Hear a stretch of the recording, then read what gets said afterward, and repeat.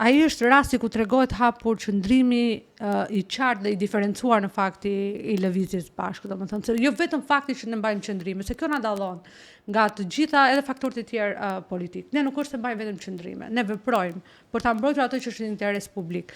Ne duam ta prekim nga dorë me dorë një problem i cili ndodh në territor. Ndaj shkojmë ku ka probleme, shkojmë atje ku po ndodh problemi, sepse vim nga aktivizmi.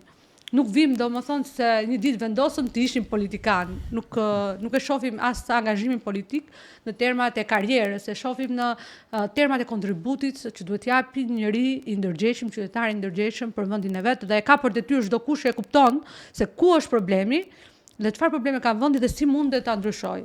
Kjo nuk bëhet individualisht, bëhet në mënyrë kolektive pra, se askush nuk mund të jetë aq i fuqishëm vet individualisht për ta thyer gjithë këtë lloj sistemi. Dhe në fakt ata që thoshin që do merrem me sistemin nuk e kuptojnë që sistemi ishte ishte ulur këm kryq aty do. Ishte ai ndërtimi pas operës, sepse aty tregonte sistemin, se sistemi aty tregon që të gjithë janë bashkë pra.